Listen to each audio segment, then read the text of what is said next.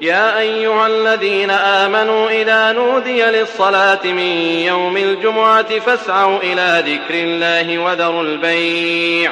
ذلكم خير لكم إن كنتم تعلمون۔ مومنو، جب جمعے کے دن نماز کے لیے اذان دی جائے تو اللہ کے ذکر کی طرف لپکو اور خرید و فروخت ترک کر دو، اگر سمجھو تو یہ تمہارے حق میں بہتر ہے۔ انفسنا ومن سیئات اعمالنا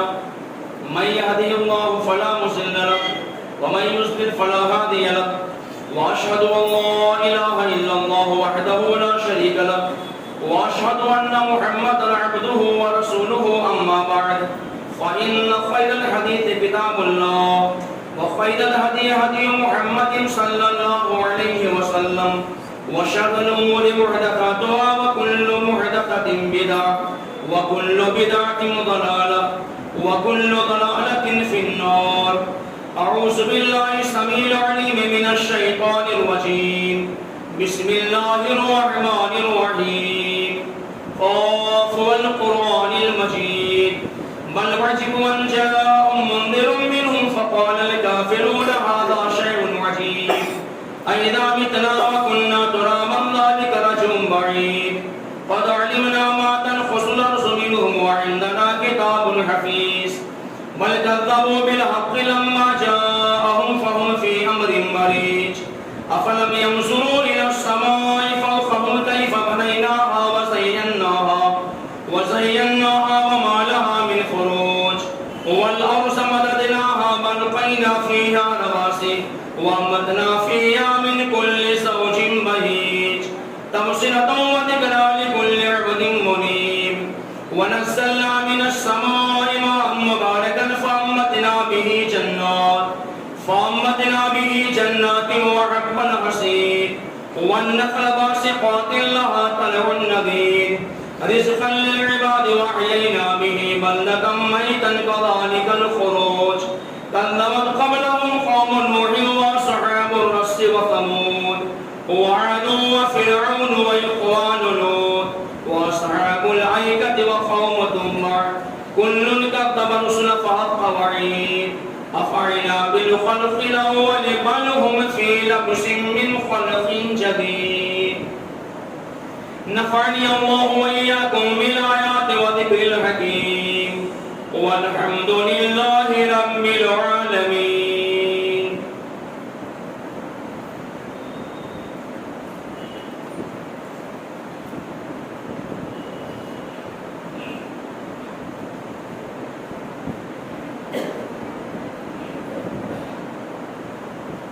الحمد لله نحمده ونستعينه ونستغفره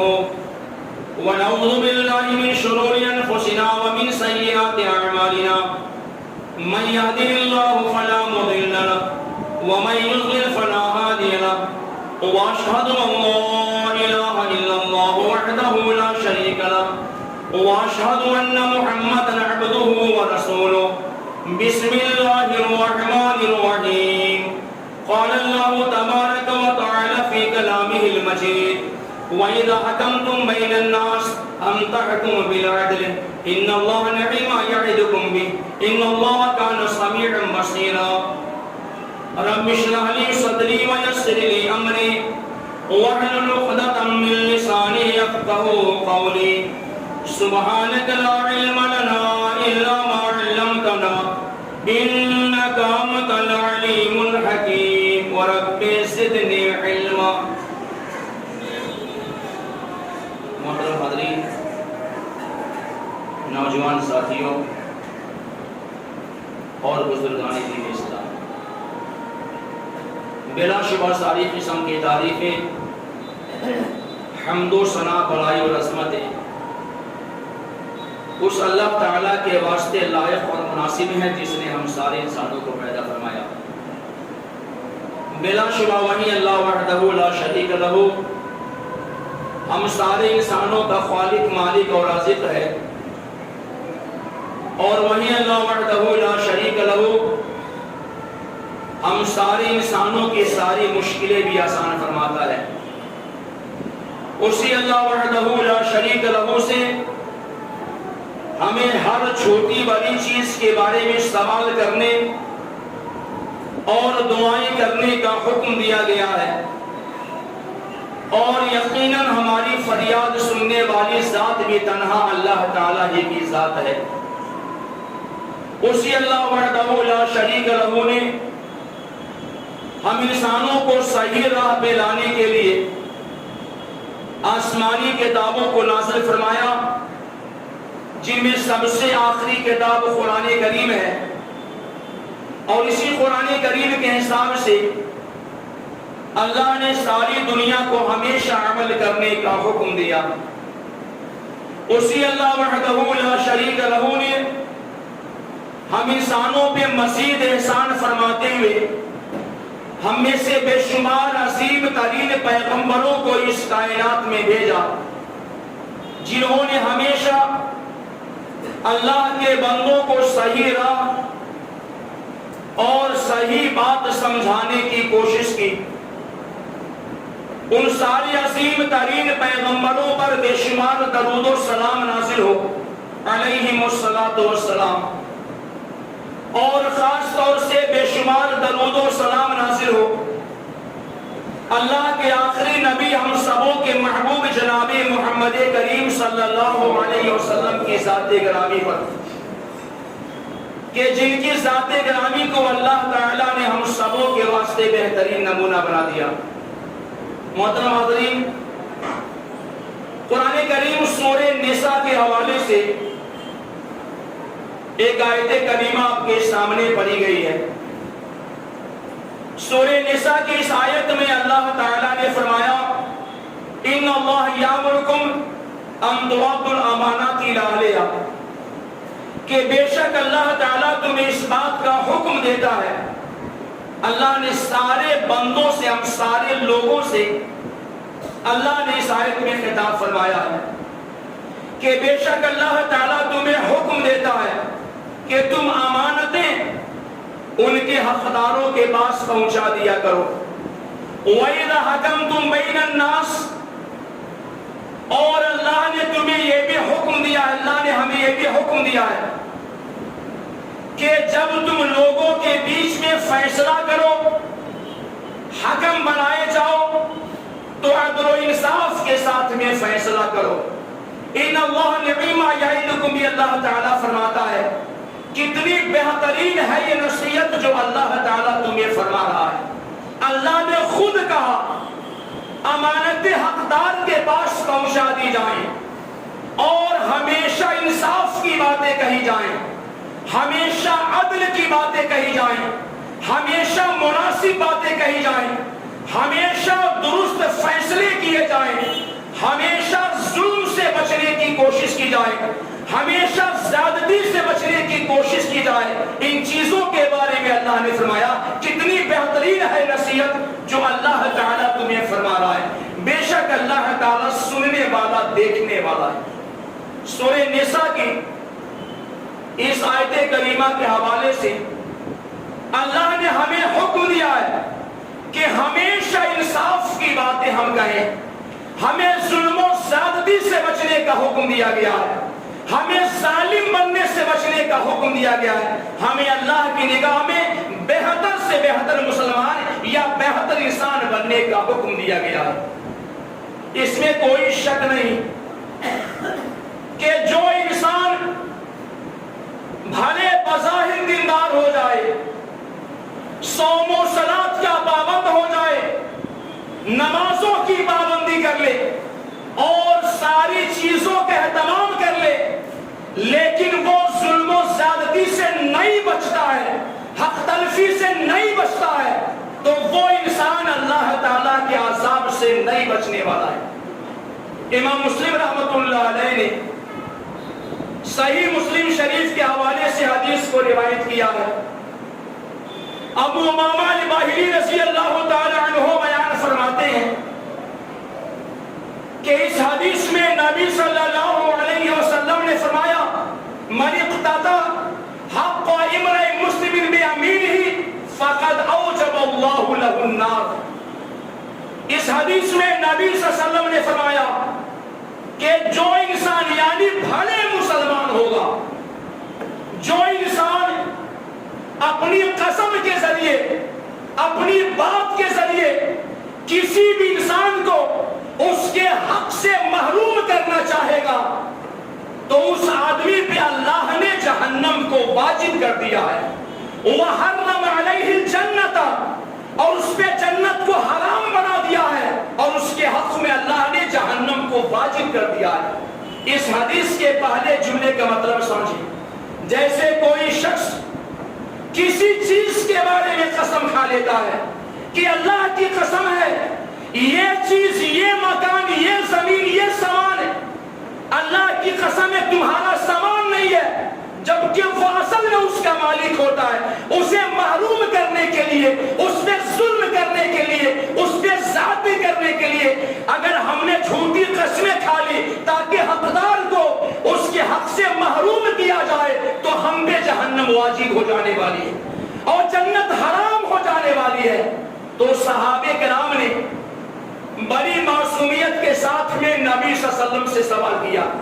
وَإِنْ كَانَ شَيْئًا يَسِيرًا، اللہ کے پیغمبر تھوڑی سی چیز ہو، اگر معمولی چیز ہو اور کسی بندے نے قسم کھا لی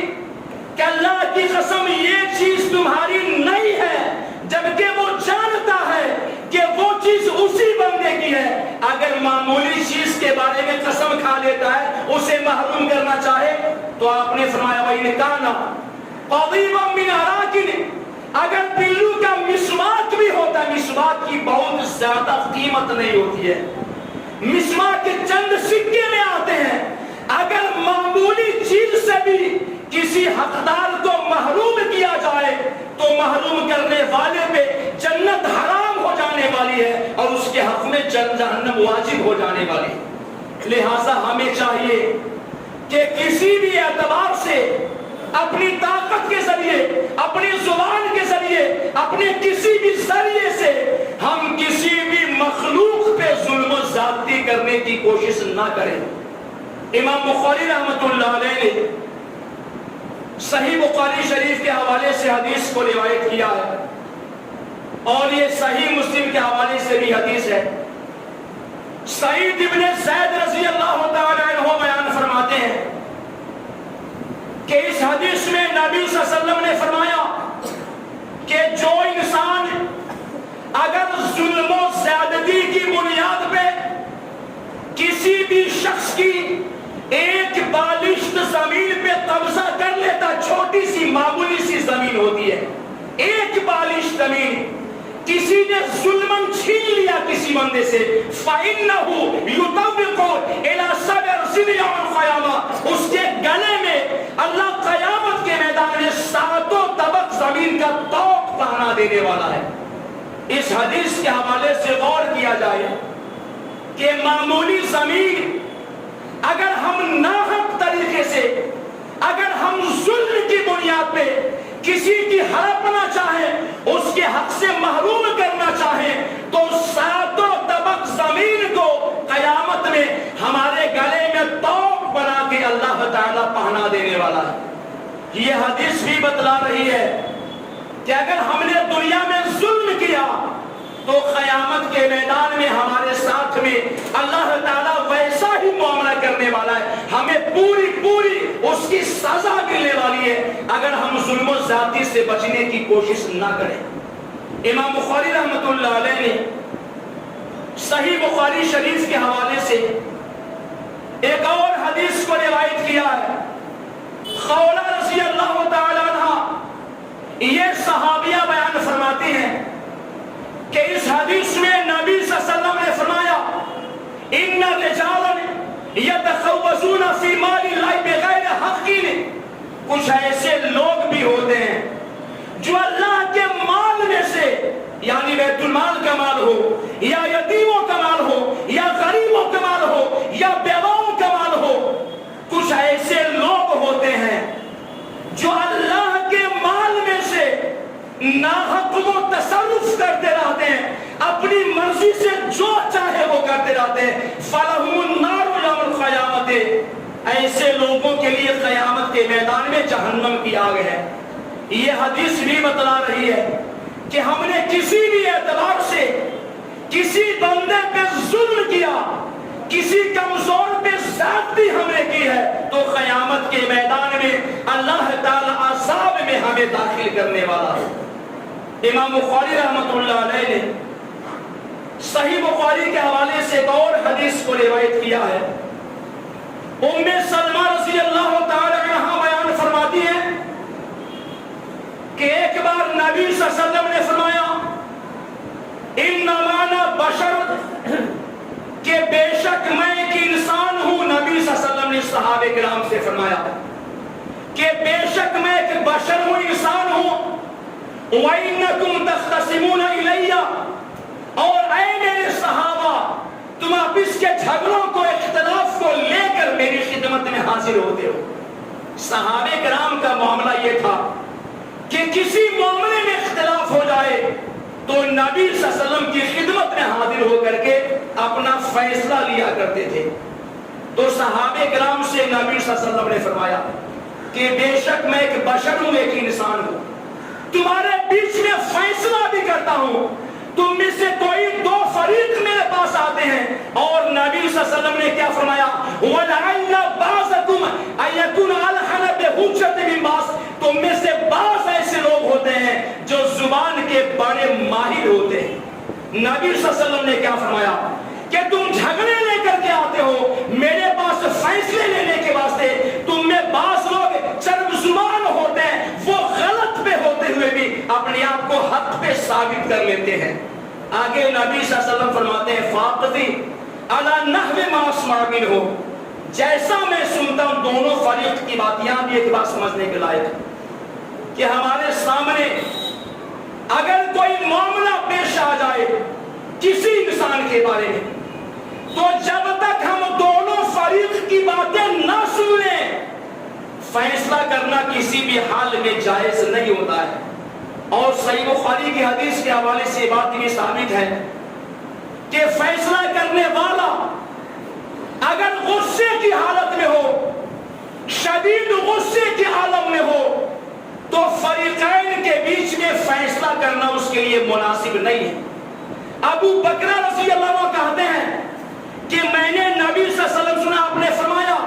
لا یقضین حکم، کوئی بھی حکم جو ہوتا ہے، کوئی قاضی جو ہوتا ہے، کوئی فیصلہ کرنے والا، دو کے بیچ میں فیصلہ نہ کرے وَهُوَ غَضْبَانٍ، اس حال میں کہ فیصلہ کرنے والا غصے میں ہو۔ تو غصے میں ہونے والا شخص فریقین کے بیچ میں فیصلہ نہ کرے، اسے دونوں کی باتیں سننی پڑیں گی، جو صحیح بات ہو، جو مناسب بات ہو وہ کہے، ورنہ اللہ کے اس کی پکڑ ہونے والی ہے۔ آئیے اس سے پہلے کہ صحیح بخاری کی حدیث کی جانب، تو نبی صلی اللہ علیہ وسلم نے کیا فرمایا کہ میں تمہارے بیچ میں فیصلے کرتا ہوں، لیکن تم میں سے بعض لوگ زبان کے بڑے ماہر بھی ہوتے، غلط بھی ہو، اپنے آپ کو حق پہ ثابت کر لے جاتے۔ اب آگے نبی صلی اللہ علیہ وسلم فرماتے ہیں کہ ایسا کوئی میں فیصلہ کروں جس نے اس کے بھائی کا حق میں اسے دے دوں، یعنی غلط فیصلہ مجھ سے ہو جائے، فلا یاخذنہ، تو وہ انسان اس فیصلے کو قبول نہ کرے، اس چیز کو لینے سے انکار کرے، اس لیے کہ میں اس انسان کو جہنم کی آگ کا ٹکڑا اسے دے رہا ہوں جسے وہ قبول ہرگز نہ کرے۔ یہ حدیث بتلا رہی ہے کہ فیصلے دونوں طرفین کی باتیں سننے کے بعد ہوتا ہے، لیکن جسے معلوم ہو کہ ہم غلط میں ہیں، ہم کسی کو اس کے حق سے محروم کرنا چاہتے ہیں، ہم ظلم کر رہے ہیں، اگر بچنے کی کوشش ظالم نہ کرے تو اللہ تعالیٰ اسے آخرت میں عذاب شدید میں داخل کرنے والا ہے۔ امام بخاری رحمۃ اللہ علیہ نے صحیح بخاری شریف کے حوالے سے ایک اور حدیث کو روایت کیا ہے، جس حدیث میں نبی صلی اللہ علیہ وسلم نے کیا فرمایا؟ اتقوا الظلم، لوگوں ظلم سے بچو، فإن الظلم ظلمات یوم القیامت، اس لیے کہ جو ظالم ہوگا اسے قیامت کے میدان میں نور سے اللہ تعالی محروم کر دے گا، اسے روشنی نہیں ملنے والی ہے، اور نور کے حساب سے، روشنی کے حساب سے کوئی بندہ قبر میں قیامت میں اللہ کی رحمت سے کامیاب ہو پائے گا، لیکن ظالموں کے بارے میں کہا گیا ہے کہ جو انسان ظلم کرے گا، جو انسان ظالم ہو جائے گا، اسے قیامت کے میدان میں نور سے اللہ تعالی محروم کرے گا، اسے اندھیروں کا سامنا کرنا پڑے گا۔ اور انسان تو انسان، ہمیں جانوروں پہ بھی اللہ نے ظلم و زیادتی کرنے سے منع فرما دیا ہے۔ امام احمد بن حنبل رحمۃ اللہ علیہ نے مسند احمد کے حوالے سے ایک حدیث کو روایت کیا ہے کہ مدینے کا واقعہ ہے، نبی صلی اللہ علیہ وسلم دیکھتے ہیں کہ ایک اونٹ ہے جس پہ کافی زیادہ وزن رکھا ہوا ہے۔ ایک باغیچے میں نبی صلی اللہ علیہ وسلم قریب ہوتے ہیں تو نبی کو دیکھ کے وہ اونٹ زارو قطار رونا شروع کر دیتا ہے۔ فمسح ظفرہ، آپ نے اس کی پیشانی پہ اپنے ہاتھ کو رکھا، وہ اونٹ خاموش ہو جاتا ہے۔ نبی صلی اللہ علیہ وسلم غصہ ہو جاتے ہیں، من رب ھذا الجمل، اس اونٹ کا رب کون ہے؟ لمن ھذا الجمل، دونوں الفاظ ہیں، یہ کس کا اونٹ ہے، اس کا رب کون ہے، اس کے مالک کو صاحب میرے سامنے پیش کرو۔ ایک نوجوان شخص دوڑ کے نبی صلی اللہ علیہ وسلم کی خدمت میں آتا ہے، اللہ کے پیغمبر میں اس کا مالک ہوں، میرا اونٹ ہے۔ آپ نے ڈانٹا اس صحابی ہے، افلا تتقین فی ھذی البہیمۃ، یہ بے زبان جانور ہیں، ان پہ ظلم کرنے کے بارے میں تم کو اللہ سے ڈرنے کی کوشش کرنی چاہیے۔ فَإِنَّهُ شَكَا إِلَيَّ،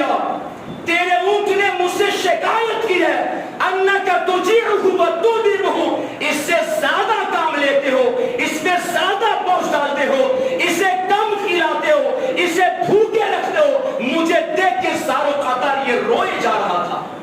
تو یہ حدیث بتلا رہی ہے کہ جو انسان انسانوں پہ یا چوپایوں پہ کسی بھی مخلوق پہ اگر ظلم کرے گا، ان کے جائز مناسب حق سے محروم کرے گا، گویا اس کے دل میں اللہ تعالیٰ کا تقوی موجود نہیں ہوتا ہے۔ اور صحیح مسلم کے حوالے سے حدیث ہے، بلکہ دو حدیثیں ہیں۔ ایک حدیث قدسی میں اللہ تعالیٰ فرماتے ہیں کہ اے میرے بندو، میں نے اپنی ذات پہ ظلم کو حرام بنا دیا، وَجَعَلْتُ بَيْنَكُمْ مُحَرَّمًا فَلَا تَظَالَمُوا۔ اس حدیث میں اللہ تعالیٰ فرماتا ہے کہ اے میرے بندو، میں تم سب کا رب ہوں اور میں اپنی ذات پہ کبھی ظلم نہیں کرتا ہوں، اور میں نے اسے تمہارے واسطے بھی حرام بنا دیا ہے، فَلَا تَظَالَمُوا، لہٰذا ایک دوسرے پہ ظلم کرنے کی کوشش نہ کرو۔ اور دوسری حدیث صحیح مسلم کے حوالے سے ہے، ابو مسعود رضی اللہ عنہ بدری صحابی ہیں، جنگ بدر میں شریک بھی ہوئے تھے۔ اور یہ بات ہم کو جاننا چاہیے کہ جو صحابہ کرام نبی صلی اللہ علیہ وسلم کے ساتھ میں اسلام اور کفر کے بیچ پہلی جنگ میں شریک ہوئے تھے، جنگ بدر میں گئے تھے، اللہ نے سارے بدری صحابہ کرام کو معاف فرما دیا تھا۔ یہ بدری صحابی ہیں، ابو مسعود رضی اللہ عنہ فرماتے ہیں کہ میں اپنے غلام کو مار رہا تھا، یاد رہے کہ یہ ظلم نہیں کر رہے تھے، غلام سے غلطی ہوئی تھی، ان کا مال ضائع ہو گیا تھا غلام کے ذریعے۔ ہر انسان کو فطری طور پہ اپنے مال سے زیادہ محبت ہوتی ہے۔ صحابی کہتے ہیں میں غلام کو مار رہا تھا، فَسَمِعْتُ مِنْ خَلْفِي صَوْتًا، میں نے پیچھے سے بہت دور سے آواز سنی، ابو مسعود خبردار ہو جاؤ، ہوشیار ہو جاؤ، لَاللَّهُ أَقْدَرُ عَلَيْكَ مِنْكَ عَلَيْهِ، ابو مسعود جتنی طاقت تمہیں اس غلام پہ حاصل ہے، اس سے زیادہ طاقت تم پہ اللہ تعالیٰ کو حاصل ہے۔ صحابی کہتے ہیں میں شدید غصے میں تھا، غلام کو مارے جا رہا تھا اور میں اس آواز پہ پوری توجہ نہیں دے پا رہا تھا۔ صحابی کہتے ہیں وہ کہنے والے شخص میرے قریب آ گئے، فَالْتَفَتُّ، میں نے مڑ کے دیکھا تو وہ اللہ کے نبی صلی اللہ علیہ وسلم تھے جو مجھے مارنے سے غلام کو منع فرما رہے تھے۔ صحابی کا جیسے میں نے آپ کو دیکھا تو میں نے کیا کہا، اللہ کے پیغمبر هو حر لوجه اللہ، میں اب سے آج سے اس غلام کو اللہ کے واسطے آزاد کر دے رہا ہوں. غلام ہے. پہلے زمانے میں قیمت میں خرید کے آتے تھے, انسان کی ملکیت وہ شمار ہوتے تھے. صحابی کہتے میں اسے اللہ کے واسطے آزاد کرتا ہوں, اس سے کوئی خدمت میں نہیں لینے والا. اللہ کے نبی صلی اللہ علیہ وسلم کے جملے آپ دیکھیے, آخری جملہ اس حدیث میں ہے اما لو لم تفعل. ابو مسعود تم نے غلام کو مارا ہے, بھائی اس نے تمہارا نقصان کیا تھا. اما لو لم تفعل لرفعتک النار, اسے آزاد نہ کر دے تو جہنم کی آگ تجھے چھونے والی تھی, اس میں تم داخل ہونے والے تھے. آپ سوچئے ہم سے سینکڑوں گنا اونچا مقام صحابہ کرام کا تھا. شروع کے مسلمانوں میں سے ہے, بدری صحابی ہیں, انصاری صحابی ہیں, مہاجرین کی مدد کرنے والوں میں سے ہیں, اور نبی صلی اللہ علیہ وسلم کا جملہ ہے اسے آزاد نہ کرتے تو جہنم تم کو چھو لینے والی تھی. اگر ہم نے ظلم سے اپنے آپ کو نہیں بچایا, زیادتی سے نہیں بچایا اپنے آپ کو, تو اللہ کا عذاب ہم کو آنے والا. آخری حدیث, حالانکہ اس بارے میں تقریباً 40 سے زیادہ روایتیں میرے ذہن میں تھی. آخری ایک بہترین حدیث صحیح بخاری کے حوالے سے. آپ سوچئے کہ شرک کے بعد میں ظلم کتنا بڑا گناہ اللہ تعالیٰ کی نگاہ میں. نبی صلی اللہ علیہ وسلم نے صحابہ کرام سے 3 بار کہا کہ کیا میں تم کو نہ بتلا دوں سب سے بڑے بڑے گناہوں کے بارے میں. پھر آپ نے کہا اللہ کی ذات میں کسی کو شریک کرنا یہ سب سے بڑے گناہ میں سے. وحقوق الوالدین, اس کے بعد ماں باپ کی نافرمانی کرنا. یاد رکھیں کہ جو لوگ اپنے والدین کے ساتھ میں بھلے مسلمان ہیں, بھلے توحید پرست ہیں, اگر ماں باپ کے ساتھ میں بہتر سلوک نہیں کرتے ہیں, انہیں دنیا میں بھی اور مرنے کے بعد بھی اللہ تعالیٰ کامیابی نہیں دینے والا. ہر جائز مسئلے میں والدین کی بات ماننا, ان کی اطاعت کرنا, ان کی خدمت کرنا, ان کو راضی کرنا دنیا کے ساری اولاد کے واسطے واجب قرار دیا گیا. تو فرمایا شرک کرنا سب سے بڑے گناہ میں سے, اس کے بعد ماں باپ کی نافرمانی کرنا, اس کے بعد صحابی کا فجلس مکان متکئا,